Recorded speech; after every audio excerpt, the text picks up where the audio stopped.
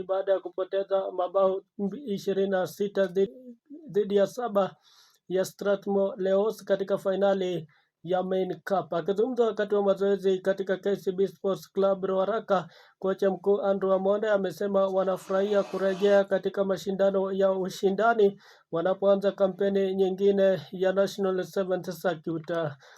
Timu hiyo imeimarishwa kwa kuwasili kwa wachezaji wa kimataifa wa Kenya na mzundia Angel Amaitsa kutoka Strathmore Leos na David Nyanginge kutoka Impala RFC. Wachezaji hao wawili huenda wakacheza mechi zao za kwanza kwa kikosi hicho kinachofundishwa na Andrew Omondi weekend hii. Baada ya mashindano ya Prince Law Sevens, macho yataelekezwa haraka mjini Kisumu kwa mashindano ya Dala Sevens yanayopangwa kufanyika kuanzia Agosti 1 hadi 2 mwaka 2026.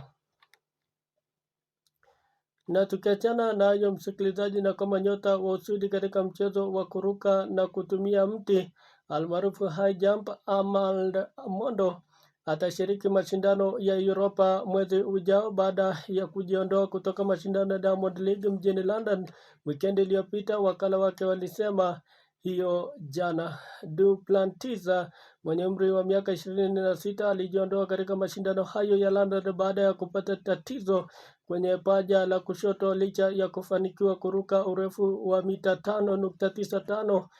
Bingwa huyo mara 2 wa Olimpiki na mara 3 wa dunia amevunja rekodi ya dunia mara 15 huku akiweka rekodi yake kwanza ya mita 6.17 mwaka 2020. Rekodi yake ya hivi karibuni ni mita 6.31 aliyoweka nchini Uswidi mwezi Machi.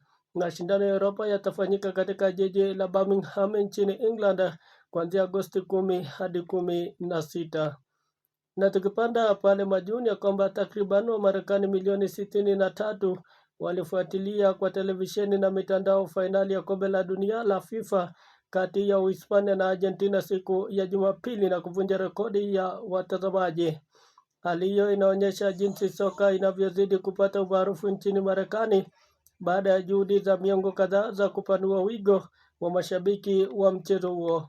Fainali hiyo iliyochezwa New Jersey ilisalia bila kufungana hadi dakika 106 ambapo Hispania ilifunga bao na kupata ushindi wa bao 1-0 dhidi ya Argentina. Kombe la dunia lijalo mwaka 2030 litakuwa mwenyeji wa pamoja wa Hispania, Ureno na Morocco kabla ya Saudi Arabia kuwa mwenyeji wa mashindano hayo mwaka 2034. Hata hivyo, mashindano hayo mawili huenda yakawa na muda wa kuanza kwa mechi ambao hautawafaa sana watazamaji nchini Marekani, jambo ambalo linaweza kuathiri idadi ya watazamaji katika siku zijazo. Na hapo ndipo na sepa viwanjani. Mimi waniita beki wa pembeni kulia Ian Ruto.